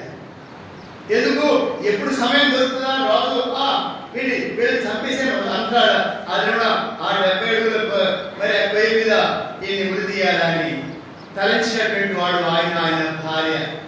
ఈ మాట చెప్పినప్పుడు మీకు ప్రశ్నకి జవాబు వచ్చింది తర్వాత చెప్తారు రాసిద్దారు వీడారా అది రావుడు అనుకుంటే వచ్చింది. సరే మన మీద వీడారా మరి భార్య మంచి చెడ్డసల మంచిది అనుకున్నది. ఇంకేముంది నా భర్తను కాపాడడానికి ఎవడేమైపోతే ఉంది, నా భర్త బాగుండాలి, ఇంకెవడు రోగంతో పాడైపోయినా పర్లేదు. అలాంటి భార్య జెరుషా ఆమె సలహా ఇచ్చింది, అయ్యా ఇంకేముంది మరి శాస్త్రం మీద ముద్ర వేయించో బాగానే ఉంది, ఇదిగో రానే వస్తుంది, ఇంకో నెల 20 రోజులు 10 రోజులు ఇంకో వారం వస్తుంది, వాడిని ఆ ఉరికమ్మ మీద ఉరికించాలి. అది కూడా ఏ ఉరికమ్మ మీద ఎక్కించాలి అనుకున్నాడు. ఆ మొదటికైనా రాజు కూడా హెచ్చిస్తున్నాడు, గణపరుస్తున్నాడు, ఆయన ఉంగరం పెట్టాడు, ఆయన కిరీటం పెట్టాడు, ఆయన నది మీద ఎక్కించుకున్నాడు, ఊరు అంతా ఊరేగిస్తున్నాడు. నిన్ను ముట్టినటువంటి వాడు నా పొరుగు ముట్టినటువంటి వాడు సమానం. కానీ మనల్ని గణపరచడానికి హెచ్చించడానికి ఎక్కువైనటువంటి వాడు మన దేవుడు కనుక హామాను ముట్టు మరి మొదటికైనా ముట్టాలని తీశాడు, చంపాలని. వాడే ఆ ఉరిపోయి మీద ఎక్కించాల్సిన దినం వచ్చింది. దాని వచ్చింది మరి ఇప్పుడు అవసరం లేదు. కానీ వీళ్ళ మరి ఏదైతే కీడు చేయాలని తలంచినాడో హామాను, వాడే ఆ ఉరికంబ మీద ఎక్కి చావలసినటువంటి వాడే కాదు అనుకున్నటువంటి పిల్లలందరూ ఆయన భార్య అందరూ కూడా ఉరికంబాలు ఎక్కించాడు. కానీ వీళ్ళ మనం ఆశ్రయించబడినటువంటి ప్రజలము, ఆశ్రయించేటువంటి బలిలో పాల్గొనేటువంటి వారు, ఆశ్రయించబడినటువంటి ప్రజలైనటువంటి మనము, మన దేవుడికి కలిగినటువంటి మనం ఆ దేవుని బలిలో పాల్గొందుతున్నాం. అలాంటి పిల్లలు అలాంటి పౌరుషం, అలాంటి ప్రత్యేకమైన జీవితం, అలాంటి పరిశుద్ధమైనటువంటి జీవితం కలిగి ఉన్నాము మనం. యోసేపు మరి నమ్రత కలిగి విధేయత కలిగి జీవించిన దాన్ని బట్టి హెచ్చించాడు. ఒక దిన వాళ్ళే సాగిలు పడ్డారు. మరి మొదటికై చంపాలనుకున్నాడు, ఉరిపై తయారు చేశాడు. అదే ఉరిపై మీద మరి ఉరికమ్మ మీద ఎక్కవలసినటువంటి పరిస్థితి వచ్చింది. ఇక్కడ మనల్ని ముట్టినటువంటి వాడు ఆయన కనుక ముట్టినటువంటి వారితో సమానం. మూడోది దాని కింద 6వ అధ్యాయం 5వ వచనం, దాని కింద 6వ అధ్యాయం 5వ వచనం, 6వ అధ్యాయము 5వ వచనం. 6వ అధ్యాయం 5వ వచనంలో నమ్మకస్తుడైనటువంటి వాడు. 5వ వచనము అందుకు మనుషులు దేవుని పద్ధతి విషయమందే కానీ మరి ఏ విషయమందును అతనిలో లోపం కనుగొనలేకపోయింది. ఇక్కడ అక్కడ 6వ వచనం 2వ వచనం రాయబడింది. ఈ దాన్ని ఎలాంటి వాడంటే మరి ఆ సామ్రాజ్యం అంతటా కూడా 3 ప్రధానులు ఉన్నారు, వాళ్ళలో కూడా ముఖ్యుడు. ఇప్పుడు ఏమైపోయింది, అరే అక్కడ ఎక్కడో యూదుడైనటువంటి వాడు, ప్రవాసం వచ్చినటువంటి వాడు, మన దగ్గర బాధ్యత ఉండవలసినటువంటి వాడు, మన మీద అధికారం ఏంటి అని మనం కూడా అనుకుంటాం. మన మీద అధికారం ఏంటి అని అనుకొని ఎట్లయినా సరే వీడిని ఇక్కడి నుంచి తప్పించాలి. అప్పుడు మరి దానిలో లాంటి వాడు రాజు కూడా నష్టం కలగకూడదనేటువంటి నమ్మకమైనటువంటి రాజు బంటు తనకు అప్పగించేటువంటి పనిలో ఎక్కడే కానీ లోపం లేదు, లెక్కలో లోపం లేదు, పని విషయంలో లోపం లేదు, రాజ్య పద్ధతిలో లోపం లేదు, మాటల్లో లోపం లేదు, ప్రవర్తనలో లోపం లేదు, నమ్మకమైనటువంటి మనుషుడు, అతి శ్రేష్ఠమైనటువంటి బుద్ధి కలిగినటువంటి వాడు, ఏ లోపం లేదు, ఎక్కడ లోపం లేదు. ఎక్కడ దొరుకుతాడో ఎదురు చూశారు. ఎంతమంది? 122 మంది. ఎంతమంది అంట? 122 మంది. 120 మంది మరి అధికారులు ఉన్నారు, వాళ్ళు 2 మరి పెద్దలు. ఈ 122 మంది కలిసి కూడా ఓ ప్లాన్ చేశారు. అందరికి కూడి ఎక్కడైనా సరే ఈ దానియేలును తప్పించాలి. మనకు అడ్డున్నాడు వీడు, మనం తినడానికి, లంచం తినడానికి, మరి లంచాలు తీసుకోవడానికి, రాజు ఖజానాను ఖాళీ చేయడానికి, రాజును మోసం చేయడానికి, అవసరమైతే రాజును లేపేసేయడానికి తలంచినటువంటి వారిగా ఉన్నారు. దానియేలు అడ్డుకున్నాడు. దానియేలు ఎవరు? దేవుని సేవకుడైనటువంటి దానియేలు, జీవమైనటువంటి దేవుని సేవకుడైనటువంటి దానియేలు. ఆ దానియేలు ముట్టినారు వీళ్ళు. 122 మంది కలిసి దానియేలు ముట్టుకున్నారు. ఏమైపోయింది ఇక్కడ? మరి దానియేలు ముట్టినప్పుడు మరి దానియేలు క్షేమంగా బయటకు వచ్చాడు. 120 మంది ప్రార్థించే విషయంలో పట్టుకున్నారు. దేవుని పద్ధతిలో తప్ప ఏ విషయంలో దొరకడి మనిషి. ఏం తప్పాలి? ముమ్మారు ప్రార్థన చేయడం తప్ప? మరి పొద్దున సాయంత్రం పూజలు చేస్తారుగా మీరు చేయొచ్చా? మీరు పూజలు చేయొచ్చు, మేము చేసుకోకూడదా? అలాగా ఎవరికి భయపడలేదు. 122 మంది కాదు, రాజు కాదు, ప్రపంచంలో ఆ 120 దేశాలటువంటి సంస్థానం ఎవరికి భయపడలేదు. కానీ అలాంటి ధైర్యం కలిగినటువంటి కారణం దేవుడు తోడైనాడు. దేవుడు ఆయనతో ఉన్నాడు కనుకనే 122 మంది కలిసి మరి నేరం మోపితే కూడా రాజుకు బిడ్డ కుబేరు మరిపోయింది. ఈ శాసనం రాయించినప్పటికల్లా రాజుకు ఇష్టం లేదు, కానీ బలవంతంగా మూకుముడిగా దొబ్బిగా వచ్చి దాని మీద సంతకం చేయించి ముద్ర వేశారు. మరి ఆ రోజు అక్కడ రాయబడింది చూడండి. అక్కడ 6వ అధ్యాయంలో 14వ వచనం చూడండి. 14వ వచనం రాజు ఈ మాట విని ఎంత బాధపడుతున్నాడో రాజు. అయ్యో నీతిమంతుడు, నమ్మకస్తుడు, పరిపాలన అందరికంటే శ్రేష్టమైనటువంటి వాడు ఏ విధంగా నేరం మోపుతున్నారే అనే వ్యాఖ్యలు పడ్డాడు. నిద్ర పట్టలేదు, ఆహారం తీసుకోలేదు, ద్రాక్షరసం తాగలేదు, నాట్యం లేవు. రాత్రి దినాల్లో నాట్యము మరి ఇదంతా కూడా రాత్రి నిద్ర వాళ్ళు నాట్యం ఆడుతూ ఉండాలి. ఆయన నిద్ర తర్వాత వెళ్ళి పడుకోవాలి. అంటే అలాంటి హంగామా ఉండేటువంటి పరిస్థితి కూడా. అయితే ఈ రాజు ఎప్పుడైతే దానియేలు ఇట్లాంటి దాంట్లో చిక్కుపోయాడో రాజు వ్యాకుల పడుతున్నాడు. వీడారా దాని విషయమే దేవుడు జోక్యం చేసుకున్నాడు. దేవుడు జోక్యం చేసుకుని వీళ్ళు పడినటువంటి 14 వాళ్ళు అనుకున్నారు ఇంకా అయిపోయింది దానియేలు కథ. ఇక దానియేలు కాపాడేటువంటి వాడు ఈ ప్రపంచంలో భూమి ఎవడు లేడు అనుకున్నారు. నిజమే, భూమి ఎవడు కాపాడలేకపోయినారు. వీడారా తీసుకొని పోయినారు. 122 మంది మరి 22 మంది అధికారులు అందరూ కలిసి పంటలు తీసుకొని వెళ్ళి మరి దానియేలు అనుకున్నట్టుగా శాసనం రాయించినట్టుగా తీసుకొని పోయి సింహపు గుహలో పడేశారు. పడవేయగానే ఇంకా అయిపోయింది వాడి కదా అని విందు చేసి పెట్టారు. అది రాత్రి విందు చేసి పెట్టారు. అంతే కదా, మనకు వ్యతిరేకమైనటువంటి వాడు లేచిపోయాడు అనుకో, ఇక విందే విందు, ఇక ఆటలు సింధులే సింధులు అట్లా ఉంటుంది పిల్లలు. అలాగా మరి రాత్రి దాన్ని వేసేశారు. రాజు అయితే రాత్రులు పెడుతున్నాడు, ఏడుస్తున్నాడు, ఏడ్చినాడేమో. ఏడ్చాడేమో, బాధపడుతున్నాడు. అయ్యో అన్యాయంగా న్యాయవంతుడైనటువంటి, నీతిమంతుడైనటువంటి, నమ్మకస్తుడైనటువంటి, అతి శ్రేష్ఠుడి, బుద్ధి కలిగినటువంటి వాడు దేశంలో ఇలాంటి వాడు ఎవడు లేడు. ఇలాంటి వాడిని అనవసరంగా పడేశారే, నా చేత కాపాడేది ఏడ్చి ఉంటాడు. అయితే దేవుడు నమ్మదగిన వాడు.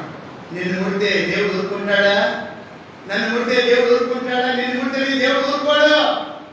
వాడు ఎంతటైనా సరే దేశాన్ని పరిపాలించవచ్చు, ప్రపంచాన్ని ఏర్పాటు చేసేటటువంటి వాడు ఉండొచ్చు.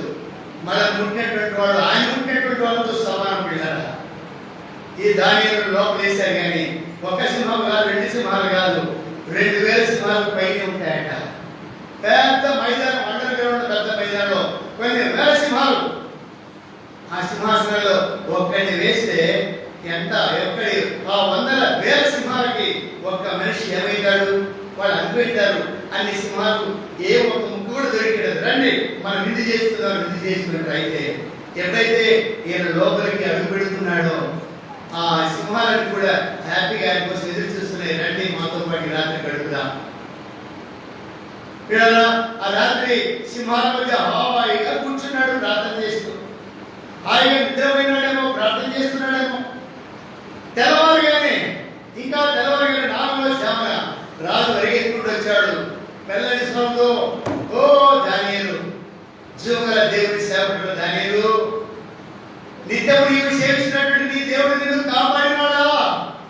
జీవగలిగినటువంటి దేవుని సేవకుడైన దానియేలును పిలిచాడు. ఎవరైనా అన్యుడైనటువంటి రాజు ఏమంటాడు? జీవుల దేవుడు అనేటువంటి దాని జీవులైనటువంటి దానిని సేవించేటువంటి దేవుడు జీవగలవాడని తెలుసుకున్నాడు. అంటే ఆయన సేవించేటువంటి దేవుడు రాయి, రబ్బ, మరి మట్టివి, రాళ్ళవి, చెట్లు, పుట్లని తనకు తెలుసు. అయితే ఈ దేవుడే నిజమైన దేవుడే తాను తెలుసుకోగలిగినటువంటి వాడు. అయితే ఏం జరిగింది చూడండి అక్కడ, మరి 24వ వచనం. రాజు ఆజ్ఞగా దానియేలు మీద నింద మోపిన ఆ మనుషులను వారు తోడుకొని వచ్చి సింహముల గుహలో పడద్రోసిరి. వారిని, వారి కుమారులను, వారి భార్యలను పడద్రోసిరి. వారి గుహ అడుగులకు రాకునిపై సింహము పాలైది. సింహము వారి ఎముకలను సైతం పగలగొరికి. ఎంతమంది ఉన్నారు ఇక్కడ? లెక్క పెట్టారు ఎప్పుడైనా? 122 మంది అధికారులు, 122 మంది భార్యలు. ఎంతమంది అయినారు? 244. ఒకరొకరికి 2 పిల్లలు వేసుకోండి. అందులో 10, 20, 30, 40 పుట్టింటారు, 2 వేసుకోండి. ఎంతమంది అవుతారు? 122 మంది ప్లస్ 200 మంది. 2 ఎంతలు? 244 ప్లస్ 488. మొత్తం ఎంతమంది? 732 మంది. 732 మందిని ఒక్కసారిగా సింహకోణలో వేస్తే ఆ గుహ అడుగుకు పోకునిపే తలుపు దగ్గరే కనిపెట్టుకున్నాయంటే సింహాలు. వాళ్ళ ఎముకలు పగలకి పడేసినాయి. మరి దానిలో ఏం చేసినాయి? ముద్దు పెట్టుకుని కూర్చోబెట్టుకున్నాయి పక్కన. కారణం దేవుడే సృజించిన వాడు, వాటిని సృజించిన వాడు దేవుడే కనుక వాళ్ళను మరి ఆ సింహాలను మరి ఆజ్ఞయించాడు. ఇదిగో నా సేవకుడు వస్తున్నాడు, నా దాసుడు వస్తున్నాడు, కాపాడండి అని ఆజ్ఞయించాడు. సింహాలు మిమ్మల్ని ముట్టేటటువంటి వాడు నా పలుకులు ముట్టినటువంటి వారితో సమానం. దానియేలు ముట్టినారు. 122 మంది సచిన్ ఎంతమంది? దాదాపు మినిమం 732 మంది. అంటే వారి భార్యలు, వారి కొడుకులు, కుమార్తెలు దాని కదా. ఒక కొడుకు, ఒక కుమార్తె చేసుకుంటే కూడా 448 మంది అవుతారు. మొత్తం కలిపితే 732 మంది అవుతారు. ఈ 732 మందిని ఒక్కసారి వేసిస్తే ఏం జరిగింది? వాడు పొడి పొడిగా చేసి తిని పడేసి అది మిమ్మల్ని ముట్టినటువంటి వాడు నా కనుగుట్టు ముట్టినటువంటి వాడితో సమానం. కనుక మనం ఎవరి వారు? మనం ఆయన వారు, ఆయన మనవాడు. కనుక మనం పాల్పొంది ఎక్కడిది? ఆ జీవమైనటువంటి దేవుని యొక్క శరీరంలో పాల్పొందుతున్నాము. అది ఆశీర్వించబడినటువంటిది. నేను నన్ను కూడా ఆశీర్వించబడినటువంటి వారుగా ఉండాలని కోరుతున్నాడు. ప్రభు కొరకు పౌరుషం ఉన్నామా? ప్రభు కొరకు నమ్మకంగా ఉన్నామా? ప్రముఖ మరి రాజు ఖజానాకు నష్టం రాకుండా చూస్తున్నాడు. లెక్కల్లో కానీ ఏ విషయం కూడా లెక్కల్లో ఎక్కడ కూడా తప్పు లేకుండా, ఒక రూపాయి కూడా నష్టం కలగకుండా రాజు ఖజానాకు చిల్లు పడకుండా చూస్తున్నటువంటి వాడు. ఇది మన దేవుని యొక్క పరిస్థితి. కనుక మనల్ని ఆయన ముట్టేటువంటి వాడు నా కలుగును పుట్టినటువంటి సమానం యోసేపు పుట్టారు, ఏమైపోయింది ఆయన దగ్గర సాగిపడాల్సి వచ్చింది. ఎస్తే మరి బతకని పెట్టారు, ఉరికమ్మ వెక్కాల్సి వచ్చింది. ఇక్కడ ఎవరైతే పుట్టినారో ఎవరైతే చంపాలనుకున్నాడో ఆ స్థానంలో ఆయనే చావాల్సి వచ్చింది. అది మూడవదిగా మరి ధాన్యం సంపాదించినాడు 20 మంది మరి కుట్ర పడ్డారు. 732 మంది ఒక్కసారిగా ఆ సింహ పోరులో పడవేసినటువంటి పరిస్థితి వచ్చింది. తర్వాత రండి 4వదిగా చూద్దాం. అపోస్తలుల కార్యం 12వ అధ్యాయము 1 నుండి 5 వచనాలు చదవండి. అపోస్తలుల కార్యం 12వ అధ్యాయము 1 నుండి 5 వచనాలు. దాదాపు అదే కాలమందు రాజైన హేరోదు ఆ సంఘపాలలో కొందరిని బాధ పెట్టుటకును బలాత్కారంగా పట్టుకొని యోహాను సోదరుడు యాకోబును ఖడ్గంతో చంపించాను. ఇది యూదులకు ఇష్టమైన కారణం తెలుసుకొని పేతురును పట్టుకొనెను. ఆ దినము పిల్లల పడే దినమును అతన్ని పట్టుకొని చెరసాలలో వేయించి పస్కా పండుగను పిమ్మట ప్రజలకు అతని దేవుని ఉద్దేశించి అతని కావాలని చూచుటకు నాకు చతుష్టంలో రాని వారిని తిరిగి అప్పగించెను. బిడ్డలారా, సంఘం విస్తరించినటువంటి దినాలు ఇవి. సంఘం విస్తరించినటువంటి దినాల్లో దుష్టుడైనటువంటి మరి సాతానుడు హేరోదులో ప్రవేశించాడు. యాకోబును పట్టుకొని అమాంతంగా కత్తితో నరికి చంపేయించాడు. పిల్లల ఏం చేశాడు? ఎవరు దోచుకున్నాడు? ఎవరికి అన్యాయం చేశాడు? ఎవరిని మోసం చేశాడు? ఎవరిని అపహరించాడు? నీతిమంతుడు న్యాయవంతులైనటువంటి అపోస్తులైనటువంటి వారిని అన్యాయంగా పట్టుకొని తల ఛేదించాడు దుష్టుడైనటువంటి హేరోదు. తర్వాత అది యూదులందరూ కూడా ఇష్టమైంది. మంచి పని చేశావు, ఆహా ఓహో అని ఆ హేరోదు రాజును పొగుడుతూ ఉన్నారు. ఈ దినాల్లో కూడా పిడాల మరి అక్కడెక్కడ కొంతమంది కాని వాడు చచ్చిపోతే ఓహో ఆహా అని విందులు చేసుకునేటోడు లేకపోలేదు. యాకోబును అనవసరంగా అంటే అన్యాయంగా చంపించినటువంటి వాడున్నాడు. ఇక పేతురు కూడా చంపాలని ఆలోచిస్తున్నాడు. ఆలోచించిన వాళ్ళు పట్టుకున్నాడు, చెరసాలలో వేయించాడు. లోపల వేయించి ఇప్పుడు కాదు పులియన్ రొట్టెల పండుగకు మైలపడతామని, కనుక ఒక వ్యక్తి యొక్క రక్తాన్ని చెల్లిస్తే మన మీద మైలపడుతుంది, మనం పస్కాలో పాల్పొందకూడదని ఉద్దేశించి చెరసాలలో వేయించాడు దుష్టుడైన హేరోదు. పిల్లరా, మరి అదే రాత్రి సంఘం నాయకులు ప్రార్థించింది, ప్రభువా ఇదిగో దుష్టుడైనటువంటి హేరోదు మరి నీతిమంతుడైనటువంటి సువార్తికుడైనటువంటి మరి యొక్క యాకోబుని చంపించాడు దుర్మార్గుడు, ఇదిగో పేతురును కూడా చంపడానికి చెరసాలలో వేశాడు. ప్రభువా ఎట్లయినా సరే మీరు జోక్యం చేసుకోకపోతే ఈయన కూడా చంపేస్తాడు అని మొరపెట్టారు. పిల్లలు మొరపెట్టినప్పుడు దేవుడు జోక్యం చేసుకొని నిన్ను ముట్టినటువంటి వాడు నన్ను ముట్టినటువంటి వాడు, నిన్ను కాదు ముట్టేది నన్ను. ఆ రోజు రాత్రి తన దూతను పంపించాడు. 3 వాక్యాలు అవతల పడుకోబెట్టారు, లైట్లను ఆర్పేశారు. ఇక్కడ ఆ లైట్లంతా కూడా ఆర్పేస్తే దేవుడు తన దూతను పంపించి అక్కడ ఆయన ఉన్నటువంటి అరలో గదిలో వెలుగుచేటట్టు చేసి పడుకున్నటువంటి మరి ఆ యొక్క పేతురు చేశారు. ఓ పేతురు లే, నీకు మరణశాసనం కాదు, ఇప్పుడు నీకు శుభశాసనం జీవశాస్త్రం వచ్చింది, దానికే నేను పంపించబడ్డాను లే అని లేపాడు. లేపి ఇదిగో నీ చెప్పులు వేసుకో, ఇదిగో నీ బట్ట బయట వేసుకో, ఇదిగో నీ కళ తీసుకో, లే బయటికి వెళ్దాం కళ అనుకున్నాడు. విడారా బయటికి వెళ్ళాడు. మొదటి కావాలి దాటాడు, దానికే అదే తప్పు తెలుసుకున్నది. 2వ కావాలి దాటాడు, దానికే అదే తెలుసుకున్నది. 3వ కావాలి కూడా దాటాడు. మరి కావాలన్న వాళ్ళు ఏమైపోయినారు? వాళ్ళకి ఆ రోజు మంచి నిద్ర ఇచ్చాడు దేవుడు. కలవలేని కలతలేని ఎలాంటి చెడ్డ కలవలేని మంచి నిద్ర ఇచ్చాడు. మరి ఆ యొక్క సైనికులు హ్యాపీగా బాగా గురుపెట్టి నిద్రపోతున్నారు.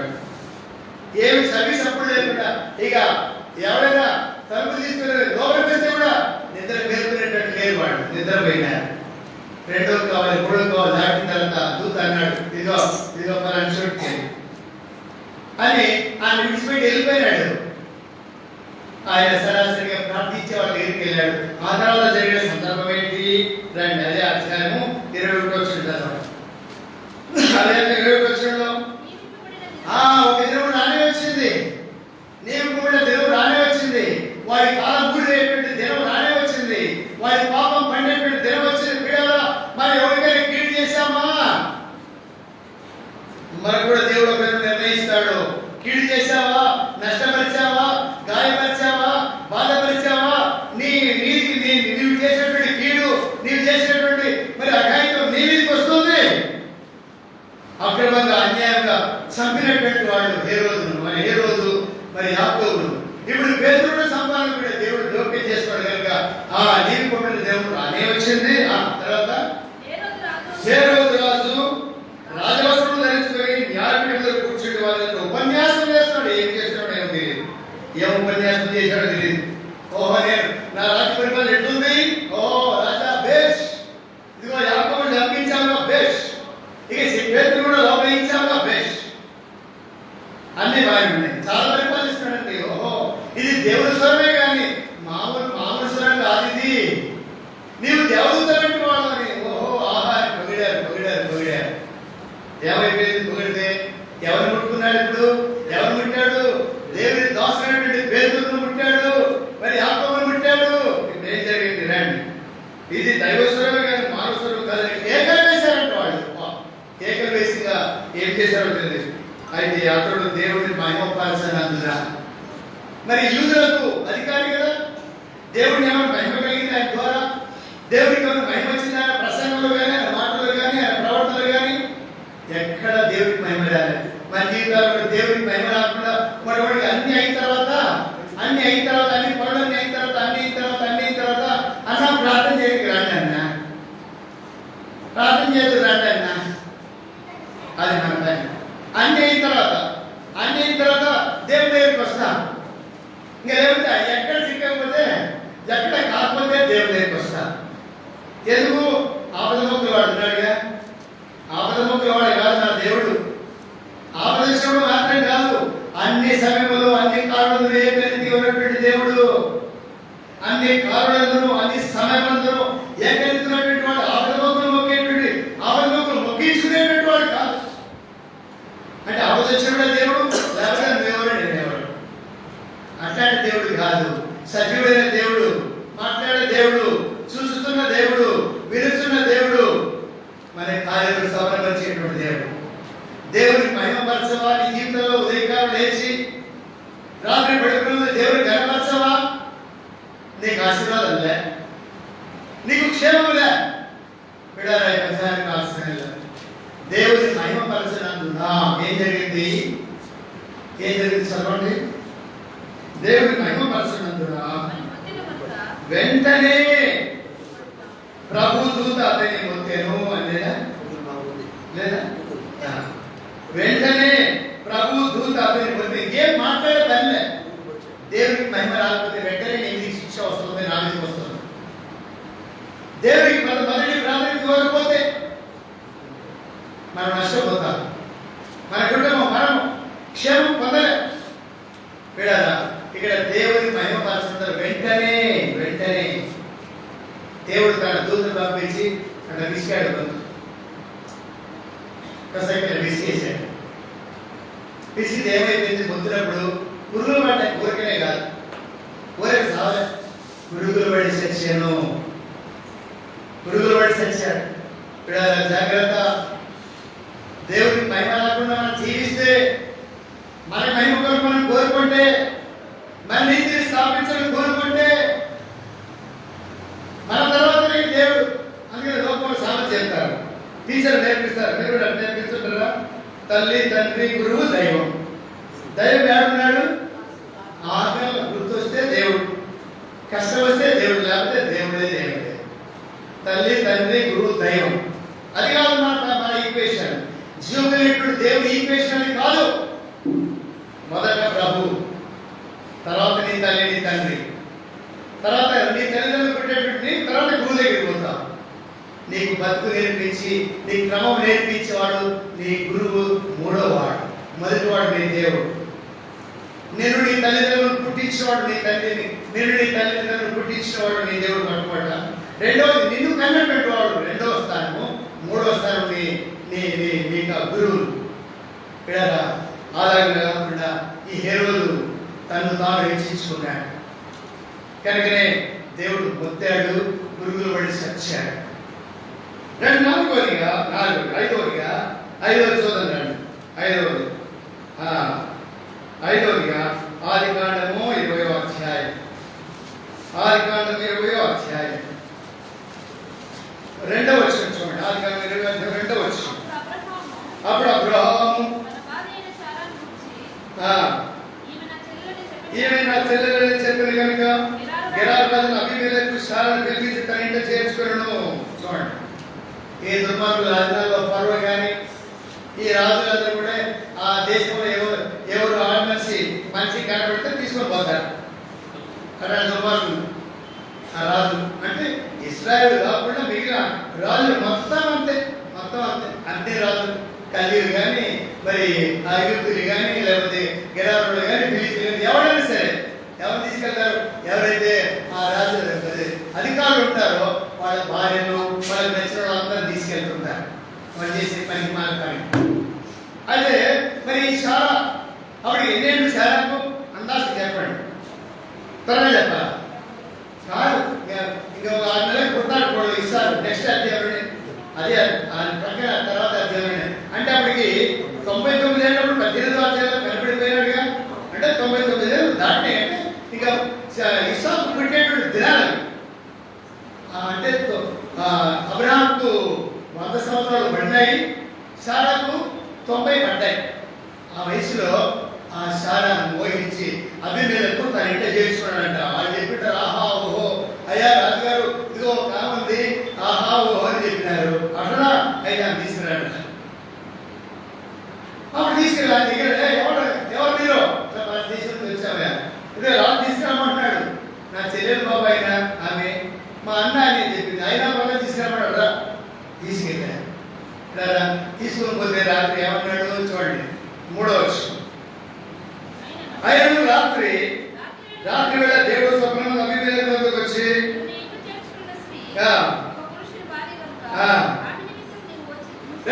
అబీమెలెకు ఎవరు అనుకుంటున్నావు? తీసుకొచ్చినటువంటి స్త్రీ ఒక ప్రవక్తకు భార్య, ఒక ప్రార్థనపరుడికి భార్య, ఒక యజమానికి భార్య. నువ్వు సచ్చినోడితో సమానుడా, అంటుకున్నావా? కాలిపోతావు, పేరిపోతావు, నాశనమైపోతావు, పురుగులో పడిపోతావు, జాగ్రత్త. భయపడిపోయాడు. నువ్వు తీసుకొచ్చినటువంటి ఆ స్త్రీ ఒక ప్రవక్తకు భార్య, ఒక ప్రార్థన పరుడికి భార్య, ఒక దేవుని దాసుడికి భార్య. లేచి అప్పగిస్తావా లేదా? అప్పుడు వెంటనే ఏమన్నాడు చూడండి. ఏమన్నాడు ఇంకా 4వ వచనం.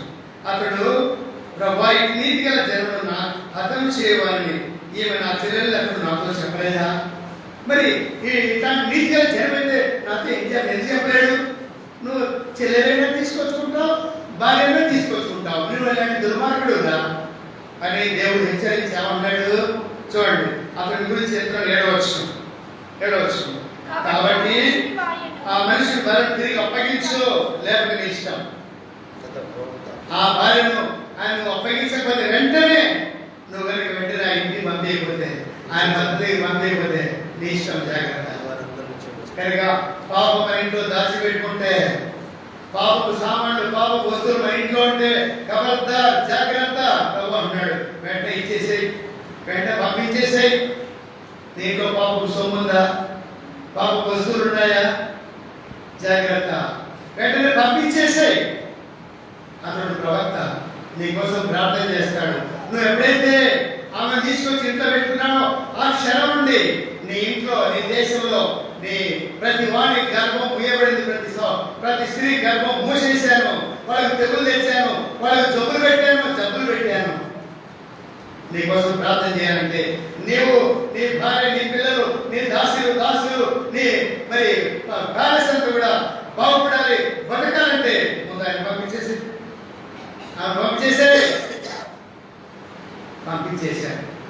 చూడండి ఉన్నాడు. 9వ వచనం చూడండి. అబీమెలెకు అబ్రాహామును పిలిపించి, నీవు మాకు చేసిన పని ఏంటి? నీవు నా మీదకి, నా రాజ్యం మీదకి మరి మహాపాత్ర ఏంటి చేసి కూడా మళ్ళీ ఏ పాపం చేశాడు అంటాడు. ఏం చేశాడు? నా భార్యను తీసుకోవడం తప్పుగా లేదు అని అనొచ్చు కదా అబ్రాహాము. అంటే నేనేం పాపం చేశాను అంటాడు అభిమేలెకు. చేసింది తెలియదా? అన్యాయంగా ఒక నీతిమంతుడైనటువంటి ప్రవక్తైనటువంటి ప్రార్థన పడినటువంటి ఒక దేవుడి దాసుని భార్యను ముట్టావు, తీసుకొచ్చుకున్నావు, పాపం కాదు అది? నేనేం పాపం చేశానండి? కనీసం ప్రభువా నేనేమైనా పాపం చేసిందే క్షమించయ్యా ప్రార్థన. అంతే కదా మనం చేసేది. ప్రభువా ఈ వారం అంతా నేను ఏమేమైతే చేశాను ప్రభావ నాకు తెలియదు, అంతా నీకే తెలుసు ప్రభావ, అన్ని క్షమించు ప్రభావ. నీకు తెలియదా? అభిమేలు లేదా దేవుడు ఏం చేసింది? పాపం తెచ్చుకున్నాడు, పెట్టుకున్నాడు, రాత్రి గద్దించాడు. రే నువ్వు సచ్చినోడితో సమానం పాపం చేసి, లేకపోతే నీవు నీ భార్య నీ పిల్లలతో కూడా చచ్చిపోతాను జాగ్రత్త, నాశనం అయిపోతాను జాగ్రత్త అని చెప్పాడు. అమ్మో అక్కడ అని వెంటనే అబ్రాహాము పిలిపించి, బాబు ఏం పని చేసావు ఆయన? నేనేం చేశాను నీకు? ఇంకేం చేసావు అర్థమైంది? నా భార్య తీసుకొచ్చుకున్నావు, నన్ను బాధ పెట్టావు, అసలే ముసిల్లి, అసలే గర్భంతో ఉంది, దాన్ని తీసుకొచ్చుకున్నావు ఆయన గద్దించాడు. అతను నీ కోసం ప్రార్థన చేశాడు, ఆయన ప్రార్థన చేశాడు, బతుకుతావు జాగ్రత్త అన్నాడు. చూడండి అక్కడ మరి అప్పగించాడు. 15వ వచనం. అప్పుడు అభిమేలెకు ఇదిగో నా దేశం ఏదున్నది, ఇక కాలవేళకు వచ్చాడు. బాబు నీ భార్య వద్దు, నువ్వు వద్దు నాయన, ఇదిగో ఈ దేశం ఇది అంతుంది, నువ్వు ఎక్కడ బతుకుతావు హ్యాపీగా బతుకు, నీకు స్వేచ్ఛ ఉంది, నీకు ఎవడు ముట్టాడు, నిన్ను కాదు నీ భార్య కాదు, నీకెవడు నీ మనసులో ఎవడు ముట్టాడు? ధ్యానించొచ్చింది భయం. నిన్ను ముట్టినటువంటి వాడు నాకని ముట్టినటువంటి అంత సమయం కనిపించాలి. ఉదయం మధ్యాహ్నం కాస్త వెళ్దాం. నీతి మంత్రులైనటువంటి మరి న్యాయమైనటువంటి ప్రార్థన పడినటువంటి అబ్రాహాము పుడితే ఏం జరిగిందో తెలియపరచుకుంది ఇక్కడ. కనుక ఇక్కడ 17వ వచనం చూడండి. 17వ వచనం. అబ్రాహాము దేవుని ప్రార్థించగా దేవుడు అభిమేలెకు భార్యను అటువైపు ఏమైంది? రోగాలతో వచ్చాడు. వాళ్ళ మరి సింహాసనంలో వాళ్ళ రాజ్యం అందరినీ కూడా వాళ్ళ గర్భాలు మూసిపడేశాడు. ఆయన భార్య వాళ్ళందరూ కూడా సబ్బులతో పుట్టాడు, మొత్తేశాడు. ఎవరైతే అబ్రాహాము వేడుకున్నాడు, అయ్యా అబ్రాహాము గారు నా కోసం ప్రార్థన చేయ్యా, ఇదిగో నా భార్యకు నా పిల్లలకు జబ్బు వచ్చిందయ్యా, నా దాసులకు జబ్బులు వచ్చిందయ్యా, అయ్యా నువ్వు ప్రార్థన చేయ్యా, నువ్వు ప్రార్థన చేసేవాడు నాకు రాత్రి కల్లో చెప్పాడు అని దేవుడు, అయ్యా నువ్వు ప్రవక్తని చెప్పాడు అని దేవుడు, అయ్యా నువ్వు క్షమించి నా కోసం ప్రార్థన చేయవా, నా కోసం ప్రార్థన చేయవా? చేశాడు. ప్రార్థన చేయగానే చూడండి భార్యను బాగు చేశాడు, వారి పిల్లలు కన్నారు. అబ్రాహాము భార్యను సారాన్ని బట్టి దేవుడు అభిమేలెకు ప్రతి గర్భమును మూసివేశాడు. జాగ్రత్త, పాపను మా ఇంట్లో తీసిపెట్టుకుంటే, పాపానికి చోటిస్తే జాగ్రత్త. రాత్రి మాట్లాడతాడు, వాక్యంతో మాట్లాడతాడు, మందిరానికి వచ్చేప్పుడు మాట్లాడతాడు, అయినా కట్టపరుచుకు నాకు కాదు ఇది. చాలా మంది వాక్యం వింటారుగా, నాకు కాదు ఇది, ఎవరితో చెవులు మూసుకో, చెవులు గట్టిగా దూసి పెట్టుకుంటా, నాకు కాదు ఇది, ఈ వాక్యం నాకు కాదు, ఈ మాటలు నాకు కాదు, ఈ హెచ్చరికలు నాకు కాదు అని గట్టిగా చెవులు మూసుకొని కూర్చో. ఎవరికి? అందరూ చెవులు దూసి పెట్టుకుంటాడు. ఎవరు చెప్పాలి? పిల్లరా నాకు కాదని సులకరగా తీసుకోవద్దు. పిల్లరా దేవుడు మనతో మాట్లాడుతున్నాడు, దేవుడా నీతో మాట్లాడుతున్నాడు, నాతో మాట్లాడుతున్నాడు. అది రెండు సమయంలో కఠినమైన మాటలు నీకు వర్తిస్తుంది, నాకు వర్తిస్తుంది. పిల్లరా వాక్యం బోధించేవారైనా వినేవారైనా అందరికి వర్తిస్తుంది. పిల్లరా మరి పాపం మన హృదయంలో దాగినంత కాలం మనం నేర్పుతున్నాం. మన ఇంట్లో కానీ మన హృదయంలో కానీ మన జీవితంలో కానీ పాపం మనం దాచుకున్నంత కాలం, పాపాన్ని ప్రేమించినంత కాలం దేవుడు మనకు పక్కన పెడతాడు. కనుక ఈ మధ్యాహ్న కాలంలో మరి అబ్రాహామును బట్టి అభిమేలెకును గద్దించాడు. జాగ్రత్త, గద్దించాడు. ఎందుకు? ఆయన కొట్లాడే పోలే, తగాదే పోలే. ఆయన కూడా పెద్ద ఆస్తిపడే, 340 మంది పనివారు ఉన్నటువంటి గొప్ప ఆస్తిపడే మా పల్లెతో మాట అనలే. ఎందుకంటే వాళ్ళ ఆచారం ఆ దుర్మార్గం నడుస్తుంది ఆ దేశం. దేవుడికే మొదలుపెట్టుంటాడు, ప్రభువా నువ్వు న్యాయవంతుడు కదయ్యా, నువ్వు అర్థాన్ని చేశావు, నిన్న పండుగ ప్రభావ నాకు వచ్చి ఇదిగో వచ్చే సంవత్సరం నీ గౌరవ కుమారుడు నేను చెప్పిపోయాగా, ఈ సంగతి ప్రభావ ఈ పరిస్థితి ప్రభావం మొదలుపెట్టుంటాడు. వెంటనే నువ్వు అడగకుండా నాకు తెలిసిలే బాబు, ఆ నిన్ను కాదు పుట్టింది, నన్ను ఉంటాడు వాడు, మన సంగతి నేను చూస్తాను. చూశాడు, ఆ నుంచి విడుదల కలిగించాడు. రండి ఆరోగ్య చివరికి ఒక మాట చూసి ముగిద్దాము. రండి చివరిగా ఇక ఇప్పటికే సమయం సరిపోయింది కనుక మనకి ఇచ్చిన ప్రామిస్ ఏంటంటే మరి జకర్యా గ్రంథం 2వ అధ్యాయము, హగ్గై గ్రంథం 2వ అధ్యాయము 5వ వచనం చూడండి. హగ్గై గ్రంథము 2వ అధ్యాయం 5వ వచనం చదవండి. నీ దేవుడు యెహోవా మీకు హగ్గై గ్రంథము 2వ అధ్యాయము 5వ వచనం.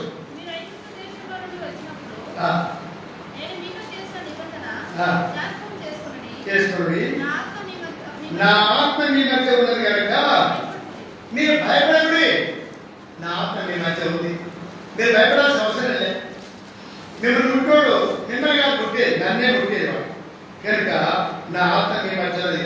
అంటే వాడు ఐగుప్తు దేశంలో వచ్చింది వదులుకొని తోడే ఉన్నాడు. ఇప్పుడు మనకి పెట్టి తోడే ఉన్నాడు, తల్లి ఒడిలో పడేది వదులుకొని తోడే ఉన్నాడు. నువ్వు బాప్తిస్మలో సాక్ష్యం ఇచ్చి మరి హస్త నిక్షేపణ చేసిన దేవుడి తోడే ఉన్నాడు, నేటి వరకు కూడా తోడే ఉన్నాడు. భయపడకము. ఇంకా చూడండి 139వ కీర్తన 5వ వచనం. 139వ కీర్తన 5వ వచనంలో 139వ కీర్తన 5వ వచనం.